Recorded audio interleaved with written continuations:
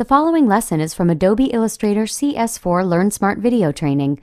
To find out how you can get unlimited access to our entire LearnSmart Video Training library, call 1-800-418-6789. Now we'll talk about artboards. Now, I mentioned that artboards is something that's brand new to Illustrator CS4. So Illustrator created an entire mode dedicated to nothing but artboards. So we want to talk about modifying them, controlling them, manipulating them, and even creating artboards on top of other artboards. So now, if we want to work with artboards inside of Illustrator, most people are familiar with going to File, down to Document Setup, which gives you all kinds of different options pertaining to the actual setup of the document. The problem with these options are, none of these have anything to do with the artboard. But there is a button here that says Edit Artboards, and that's where we want to go. When we click Edit Artboard, the entire background of the screen grays out, and you get a dotted line going around the outside edge of the artboard, which allows you to control and manipulate and modify that artboard. I can move it around if I want to rearrange its position. I can come up to the corner, and I can even resize that artboard if I want a smaller, thinner artboard. We've got options up here for if we want it portrait or landscape. We've got the entire artboard options in the little button. We can change the width, the height, the orientation, and anything else we want to do. Now, if I want to get out of the artboard, all I have to do is hit the Escape key on the keyboard.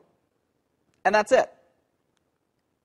Now, if I want to get back into just the artboard options and make changes, Illustrator now has a brand new artboard tool right down here at the bottom, which brings us right back into the artboard mode. I can make all my changes and adjustments.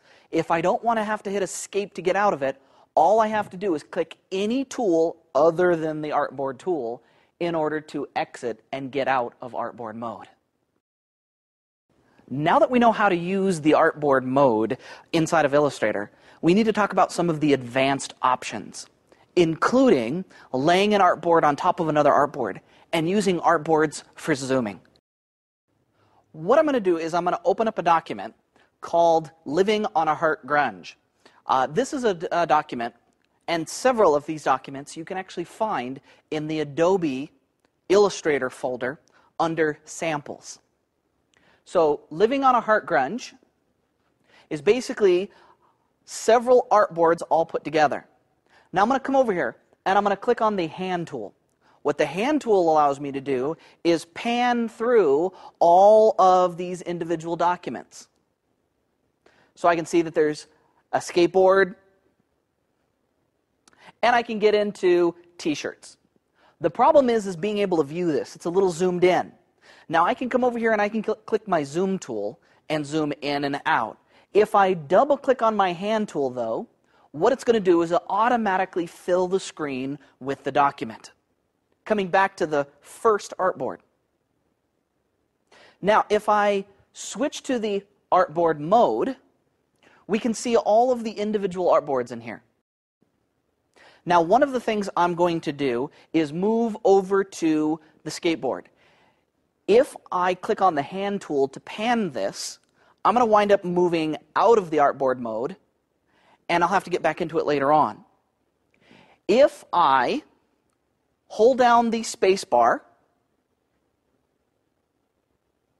and move the screen, I can do that without leaving the artboard mode. And then I let go of space. Now the skateboards, we've got two different skateboards all on the same artboard. If we were to print this, both of them would print on the same page. Now if I want to, I can select the background of this artboard with the skateboards, and I can move the artboard, or I can shrink it down.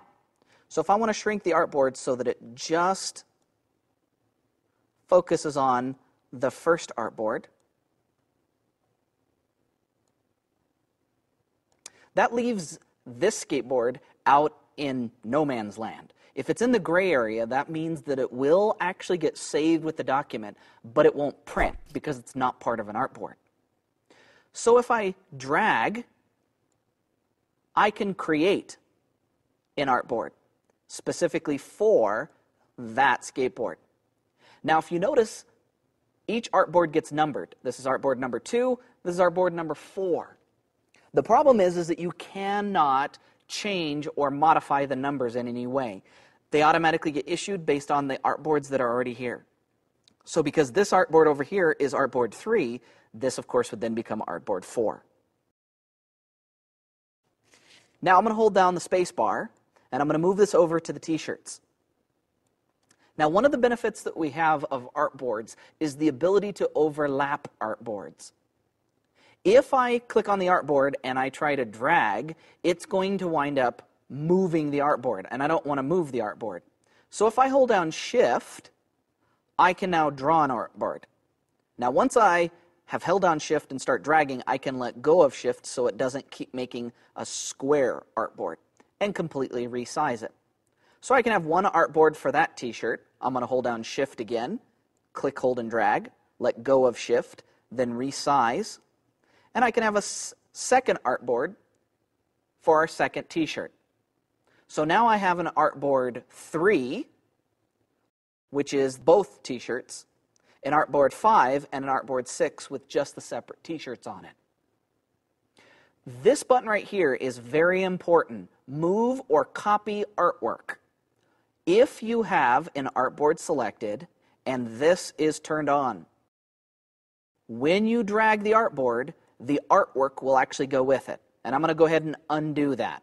So I'm going to Command Z on a Mac, Control Z on a PC. If I hold down Alt while dragging, I'll get an exact duplicate of the information on a completely separate artboard. Now, if I click any button, that will allow me to get out of the artboard mode. So now that we've placed all of the artboards, in the lower left-hand corner of the screen, we've got a couple of buttons. This first one, with the % sign, allows us to zoom in and change the size of the screen.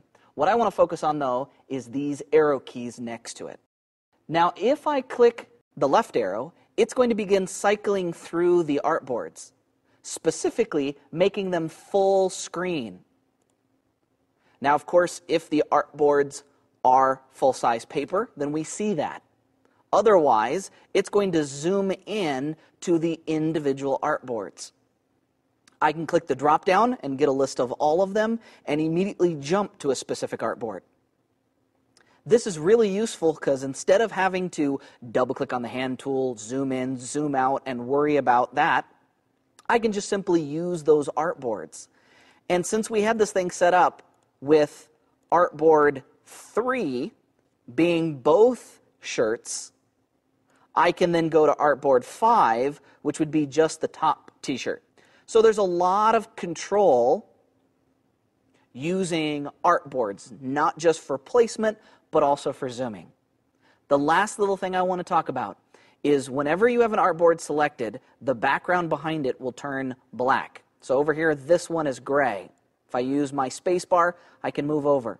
If I simply click the outside, it will turn black. Whichever artboard has the black outline, when you double-click on the hand tool or when you use the zoom, it'll focus on that particular part or that particular artboard. So if I click on the black pointer tool and I click on my first artboard, when I double-click on the hand tool, it'll zoom into that particular artboard. So now we know how to create documents inside of Illustrator from the startup window. We also know how to control those documents using the new artboard mode. Now remember that you don't have to use the artboard specifically as pages. You can modify them, shrink them, rearrange them, and you can also use it for zoom so that you can have a greater flexibility and not have to be running around with our zoom tool or our hand tool.